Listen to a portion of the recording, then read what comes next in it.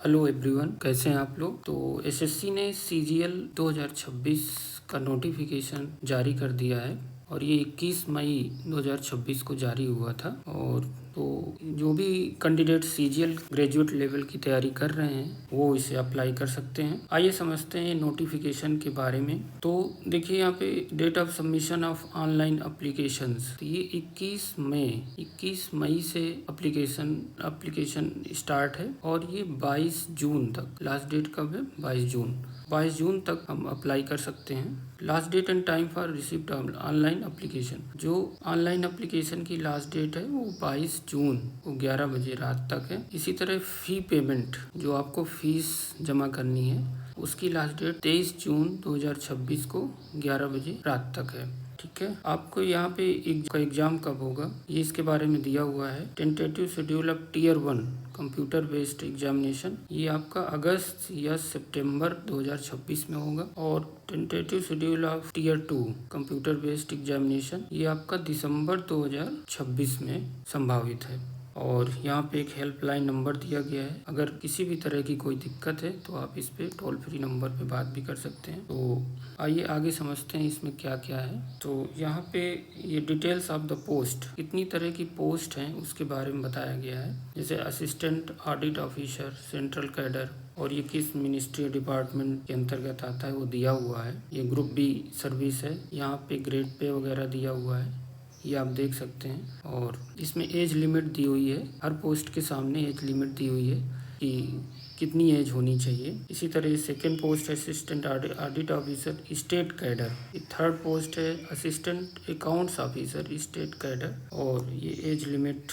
सब में 18 से 30 दी हुई है। आगे है पे लेवल 7, यहाँ पे 8 था, यहाँ पे 7। तो यहाँ पे भी कई तरह की पोस्ट दी हुई हैं। असिस्टेंट सेक्शन ऑफिसर, और यहाँ डिपार्टमेंट का नाम है, यहाँ असिस्टेंट सेक्शन ऑफिसर डिपार्टमेंट का नाम। तो इस तरह से ये आप देख सकते हैं। ग्रुप बी सर्विस है और यहाँ पे हर एक पोस्ट के सामने एज लिमिट दी हुई है, ये आप लोग चेक कर सकते हैं। ये सारी पोस्टें दी हुई हैं। पे लेवल 6 में क्या क्या पोस्ट है, असिस्टेंट सेक्शन ऑफिसर पे लेवल 6 की ये सब पोस्टें हैं। एग्जीक्यूटिव असिस्टेंट, इनमें एज क्या चाहिए सब दिया हुआ है। डिविजनल अकाउंटेंट, सब इंस्पेक्टर, इस तरह से ये आप लोग देख सकते हैं। फिर बात करते हैं पे लेवल 5, ग्रुप सी की सर्विस है। इसमें ऑडिटर और यहाँ पे एज लिमिट ये आप लोग देख सकते हैं। ऑडिटर, अकाउंटेंट ग्रुप सी की सर्विस। फिर है हमारा पे लेवल 4, इसमें कई तरह की पोस्टल असिस्टेंट, सॉर्टिंग असिस्टेंट, ये भी ग्रुप सी की है, डिपार्टमेंट का नाम दिया हुआ है और एज लिमिट दी हुई है।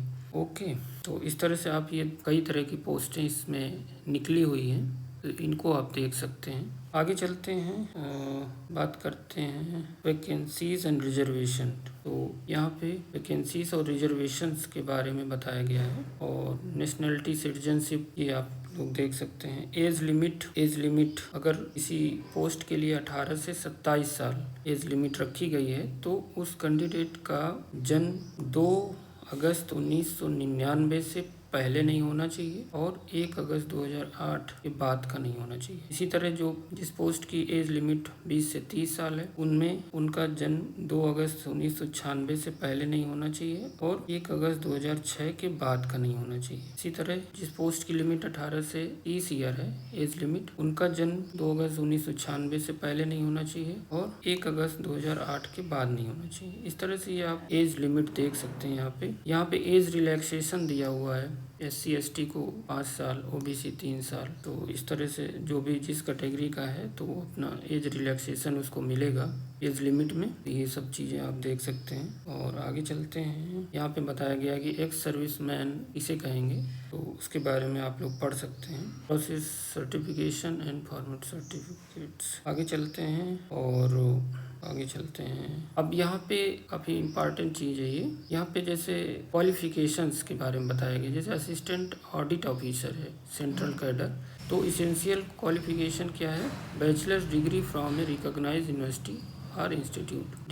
डिजायरेबल क्वालिफिकेशन क्या है? चार्टर्ड अकाउंटेंट और कॉस्ट एंड मैनेजमेंट अकाउंटेंट और कंपनी सेक्रेटरी और मास्टर इन कॉमर्स और master in business studies, master in business administration, finance, master in business economics. तो इस तरह से ये आप क्वालिफिकेशन के बारे में देख सकते हैं। हर तरह अलग अलग पोस्ट की क्वालिफिकेशन, जैसे assistant audit officer, state cadre, essential qualification bachelor degree from a recognised university, इस तरह से। और प्रोफिशिएंसी इन रीजनल और office language, official language of the state, ability to read, write, speak and understand the language with proficiency at matriculation level।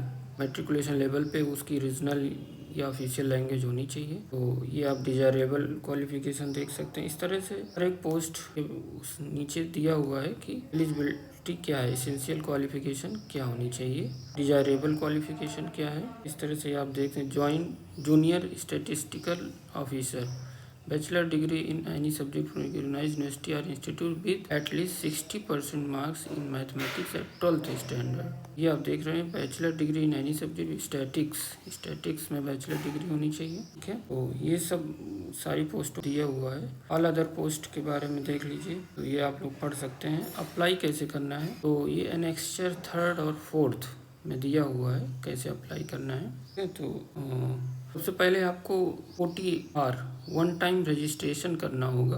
OTR को apply करने से पहले आप अपना OTR कर लें, और OTR इस न्यू वेबसाइट से करनी है, http://ssc.gov.in पर करना है। Will be required to do earlier OTR generated on the old website will not be functional. अगर आपने पहले पुरानी वेबसाइट जैसे ssc.nic.in यहाँ से आपने OTR पहला किया था पहले, तो वो फंक्शनल नहीं होगा।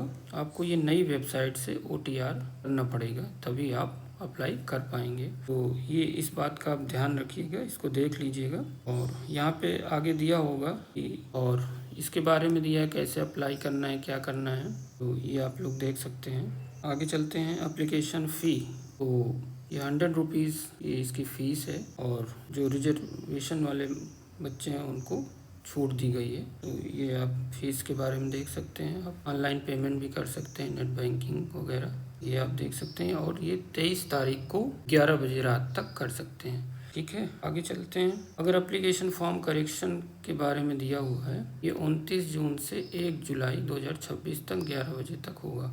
तो ये आप पढ़ लीजिएगा, लेकिन इसमें चार्जेस लगेंगे 200 रुपये। Uniform correction charge of 200 for making corrections and resubmitting modified corrected application for the first time and 500। अगर पहली बार आप करेक्शन कर रहे हैं तो 200, अगर 500 रुपये for making correction and resubmitting second time, अगर दूसरी बार कर रहे हैं तो 500। तो आप ये कोशिश करिए कि गलती ना हो, और कि यहाँ पे करेक्शन अगर कर रहे हैं तो उसके लिए फ़ीस जमा करनी पड़ेगी। लेकिन एग्जामिनेशन सेंटर्स और सेंटर कोड दिया हुआ है, तो ये आप लोग देख सकते हैं कि ये सब इतने तरह के सेंटर हैं। SSC regional state UTs under the jurisdiction of the region, ये इतने तरह के ये सेंटर हैं, इनको बनाए गए हैं, इनको आप देख सकते हैं। अपने रीजन के हिसाब से इनको आप सिलेक्ट कर सकते हैं। स्कीम ऑफ एग्जामिनेशन के बारे में दिया गया Tier 1 Tier 2 के, ये आप लोग पढ़ लीजिएगा। अब इसमें इसका एग्ज़ाम का पैटर्न क्या होगा Tier 1 का, तो जनरल इंटेलिजेंस एंड रीजनिंग ये 25 क्वेश्चन आएंगे, मैक्सिमम 50 नंबर के, और ये 1 आवर 1 घंटे का समय रहेगा। और with sectional timer of 15 minutes for each subject, हर एक सब्जेक्ट के लिए 15 मिनट का समय रहेगा। दूसरा है जनरल अवेयरनेस आएगी, इसमें 25 क्वेश्चन आएंगे 50 नंबर के। क्वांटिटेटिव एप्टीट्यूड आएगा, 25 क्वेश्चन आएंगे 50 नंबर के। इंग्लिश कम्प्रहेंशन ये आएगा 25 क्वेश्चन 50 नंबर के। 1 आवर एंड 20, तो पहले जनरल इंटेलिजेंस रीजनिंग के लिए 1 घंटे का समय है, और उसके बाद जनरल अवेयरनेस, क्वांटिटेटिव एप्टीट्यूड और इंग्लिश कम्प्रहेंशन, इन तीनों के लिए 1 घंटा और 20 minutes with sectional timer of 20 minutes for each subject. ठीक है, तो ये आप देख लीजिएगा। निगेटिव मार्किंग होगी 0.50 marks for each wrong question. ठीक है, तो यहाँ पे 1/2 निगेटिव मार्किंग होगी, तो आपको थोड़ा ध्यान से एग्जामिनेशन देना होगा, क्वेश्चन अटेम्प्ट करने होंगे। अब ये Tier 2 के बारे में बताया गया है कि Tier 2 में कौन कौन से mathematical abilities, reasoning and general intelligence, ये दिया हुआ है। ये 30 क्वेश्चन मैथमेटिकल एबिलिटीज़ की रीजनिंग और इसके 30 क्वेश्चन आएंगे। ठीक है, तो और ये 60 क्वेश्चन 3 नंबर के, तो 180 टोटल मार्क्स का रहेगा। ये टाइमिंग आप देख लीजिएगा, इस तरह से ये आप अपना देख लीजिए। इंग्लिश लैंग्वेज के 45 क्वेश्चन। टीयर 2 की बात, जनरल अवेयरनेस 25 क्वेश्चन। ठीक है, सेक्शन 3 कंप्यूटर नॉलेज ये आएगा 20 क्वेश्चन 3 नंबर के, 60 नंबर का हो जाएगा। इस तरह से ये paper 2 statistics, paper 3 general studies finance, तो ये सब आप लोग देख लीजिएगा थोड़ा डिटेल में। और आगे चलते हैं, क्वांटिटेटिव एप्टीट्यूड में क्या क्या आएगा ये इसके बारे में दिया हुआ है। इंग्लिश कम्प्रहेंशन में क्या क्या आएगा ये दिया हुआ है। तो मैथमेटिकल एबिलिटीज़ में क्या क्या कैसे किस टॉपिक से क्वेश्चन आएंगे, तो ये सब यहाँ पे दिया हुआ है, ये आप लोग देख लीजिएगा। सब टॉपिक दिए हुए हैं जिनकी सहायता से ही आपको प्रिपरेशन करनी है। जो आप लोग पहले से ही कर रहे होंगे तो आप सबको आइडिया होगा। जनरल अवेयरनेस में कैसे क्वेश्चन आएंगे तो ये उसके बारे में दिया हुआ है। कंप्यूटर नॉलेज में कैसे क्वेश्चन आएंगे तो ये दिया हुआ है। स्टैटिक्स के बारे में दिया हुआ है। इस तरह से ये आप लोग देख सकते हैं। आगे चलते हैं, इंडियन इकोनॉमी। ठीक है, आप लोग और एग्जामिनेशन के टाइम पे आपका आधार बेस्ड ऑथेंटिकेशन होगा। ठीक है, 2 आवर्स 2 घंटे पहले आपको एग्जामिनेशन पहले पहुंचना होगा। और ये इस तरह ये सारे डॉक्यूमेंट्स ले जाने होंगे।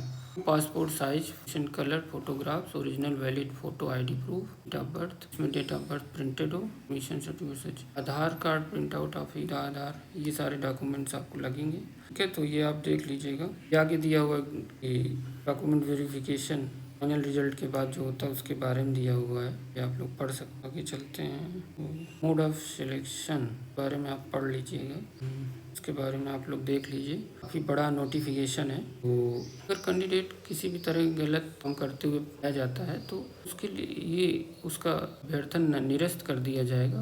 Will be debarred from the examination of the commission the period mention below.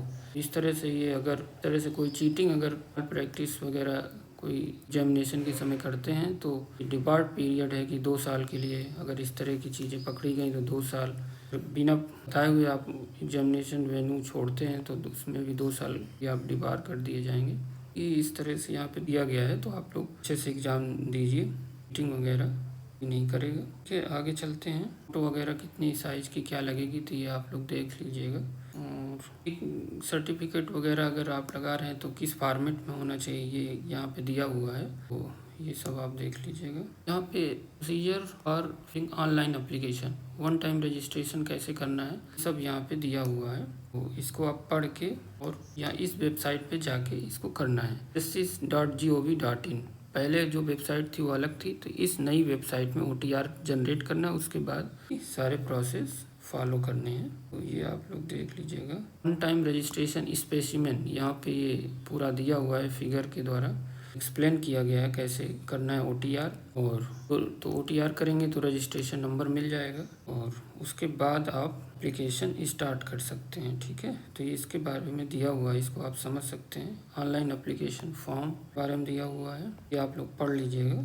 और एप्लीकेशन फॉर्मेट स्पेसिफिक, अब उस OTR के बाद कैसे अप्लाई करना है उसके बारे में दिया हुआ है, ये आप लोग देख लीजिए। आगे चलते हैं, तो मुझे लगता है कि जो भी ज़रूरी चीज़ें थी वो मैंने आपको मेंशन कर दी हैं। और इसमें कुछ पोस्ट के लिए फिजिकल टेस्ट वगैरह भी होगा, जैसे physical standard for the post of inspector, central exercise वगैरह। तो फिजिकल स्टैंडर्ड कितनी होनी चाहिए, चेस्ट वगैरह। फिजिकल टेस्ट में क्या क्या आएगा तो ये आप देख लीजिएगा। कुछ पोस्ट के लिए हैं, फिजिकल टेस्ट में क्या आएगा, अलग अलग पोस्ट का दिया है। तो ये पोस्ट ऑफ सब इंस्पेक्टर वगैरह, ये सब हाइट, चेस्ट, विजन, ये आप लोग देख लीजिएगा। पोस्ट ऑफ सब नेशनल इन्वेस्टिगेशन एजेंसी में अगर सब इंस्पेक्टर हैं उसमें हाइट, चेस्ट वगैरह, ये आप विजन वगैरह ये आप लोग देख लीजिएगा। मेन और वीमेन का अलग अलग है, टेस्ट वगैरह, विजन आप लोग देख लीजिएगा क्राइटेरिया। और फिजिकल टेस्ट के बारे में बताया गया है। तो इतनी ज़रूरी चीज़ें थी वो लगभग बता दिया है मैंने। तो बाकी अगर कोई दिक्कत है, चीज़ पूछनी है तो आप कमेंट करिए, मैं उनका आंसर करने की कोशिश करूँगा। ठीक है, कोई भी डाउट है तो वो मैं आंसर करने की कोशिश करूँगा। ठीक है, तो जो भी कैंडिडेट्स इसको अप्लाई करना चाहते हैं वो लास्ट डेट इंतज़ार न करते हुए पहले ही कर दें, क्योंकि बाद में सर्वर ऑन हो जाता है, फिर दिक्कत होती है। ठीक है, तो आप लोग अप्लाई करें, भी कैंडिडेट इसकी तैयारी कर रहे हैं। तो कोई भी डाउट है तो आप कमेंट करें। Okay, thank you.